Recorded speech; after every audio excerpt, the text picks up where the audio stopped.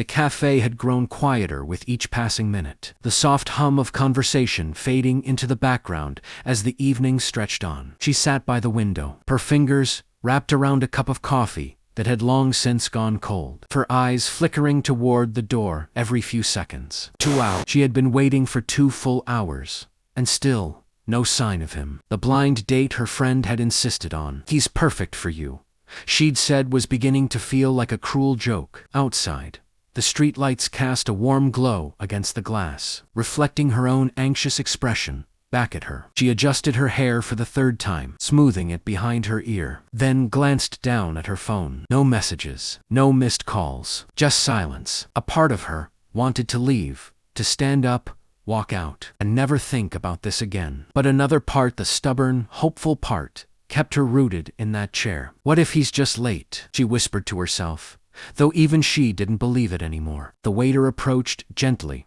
offering a sympathetic smile. "Would you like to order anything else?" he asked. She hesitated, embarrassed. "No, I'm still waiting for someone." He nodded, but his eyes carried understanding, the kind that made her feel exposed. As he walked away, she sighed deeply, her shoulders slumping. Maybe this was a mistake. Maybe blind dates were never meant for people like her. Just as she reached for her bag, ready to give up, the bell above the cafe door chimed. Her heart skipped. She looked up instinctively, expecting to see someone confident, charming, someone who matched the image her friend had painted. But instead, a man stepped inside who didn't fit any of those expectations. His clothes were simple, slightly worn, and he looked around hesitantly, as if unsure he belonged there at all. There was something in his eyes, though something deep, searching. For a moment, she frowned, assuming he must be looking for someone else. But then his gaze landed on her, and he smiled. Not the polished, practiced smile she had imagined, but something genuine, almost nervous. He walked toward her table, slowly, each step measured, and her confusion only grew stronger. This couldn't be him. There had to be some mistake. "Hi," he said softly, stopping in front of her. "I'm sorry I'm late." Her breath caught. This was him, and suddenly, everything she had expected shattered in an instant, replaced by a strange, unexplainable feeling that made her heart race, not from disappointment, but from something far more unsettling: shock.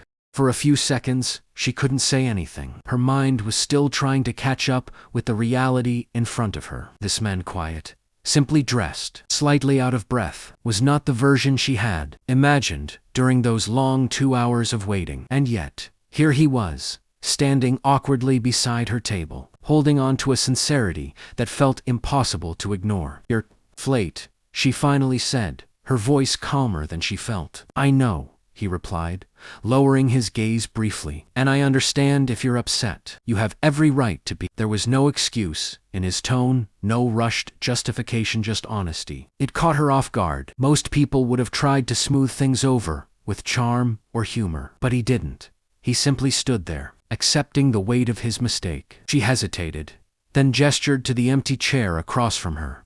"Sit." Relief flickered across his face as he pulled the chair back and sat down carefully, as if afraid the moment might disappear if he moved too quickly. For a moment, neither of them spoke. The silence felt heavy, but not entirely uncomfortable. "I almost left," she admitted, glancing down at her hands. "I thought you would," he said quietly. "I wouldn't have blamed you." She looked up at him again, studying his face more closely this time. There was something unusual about him, not just his appearance, but the way he carried himself. A kind of quiet weight, like someone who had seen more than he said. "So, what happened?" she asked, leaning back slightly. He paused, as if choosing his words carefully. "I was on my way here on time," he began, "but something unexpected came up."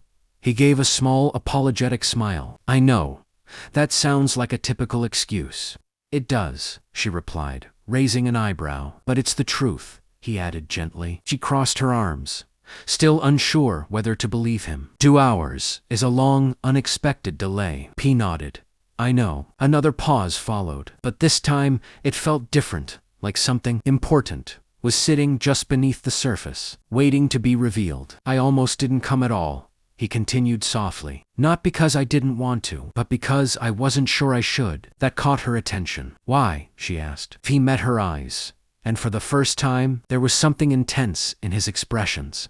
Something honest, almost vulnerable. "Because I don't think I'm the kind of person your friend described to you," he said. She blinked, her curiosity growing stronger. "Then why come?" He took a slow breath, his fingers tightening slightly on the edge of the table. "Because even if I'm not who you expected, I didn't want to be someone who never showed up at all." His words settled between them, simple yet unexpectedly powerful, and in that moment, her frustration began to shift just slightly into something else. Something like understanding. The tension between them softened, slowly dissolving into something quieter, more thoughtful. She leaned back in her chair, studying him in a way she hadn't allowed herself to before. The irritation she had carried for 2 hours was still there, but now it was mixed with curiosity and something unfamiliar that made her hesitate before judging him too quickly. "So," she said after a moment, her tone gentler now, "you came anyway, even though you thought you shouldn't." He nodded, his eyes briefly dropping to the table. "Yeah, I figured being honest in person was better than disappearing." She let out a small breath, almost a laugh. "You know, most people would have just sent a message, or nothing at all." "I almost did," he admitted, "but that didn't feel right." There was a pause. This time, it felt lighter. The waiter returned, and, without thinking too much, she ordered a fresh cup of coffee. After a second of hesitation, she glanced at him. "Do you want something?" He looked surprised, then nodded slightly. "Just tea, please." As the waiter walked away, she realized something had changed. The night she had nearly walked away from was still unfolding, and not in the way she expected. "You still haven't told me what delayed you," she said, tilting her head. He inhaled slowly, as if preparing himself. "I was at the hospital," he said. Her expression shifted instantly. "Hospital? My younger sister," he explained. "She's been sick for a while. Today, it got a little worse." His voice remained steady, but there was a quiet strain beneath it. "I couldn't just leave her there." The pieces fell into place, and the frustration she had been holding on to finally loosened its grip. She felt a flicker of guilt for assuming the worst. "You could have told me," she said softly. "I know," he replied, "but I didn't want you to feel obligated to wait. I thought, if you left, it would be fair." She looked at him for a long moment, seeing him clearly now as the wrong man who arrived late, but as someone carrying responsibilities she hadn't imagined. "That's not what I expected," she admitted. A faint smile touched his lips. "I told you, I'm not who you expected." She smiled back just a little. "No, you're not." Their drinks arrived, steam rising gently between them, filling the silence with a quiet warmth. For the first time that night, she didn't feel like leaving. In fact, she felt strangely glad she had stayed. "Maybe," she said, wrapping her hands around the cup. "That's not such a bad thing." He looked at her, surprised but hopeful. And just like that, what began as a disappointing wait turned into something neither of them had planned, but both were willing to explore.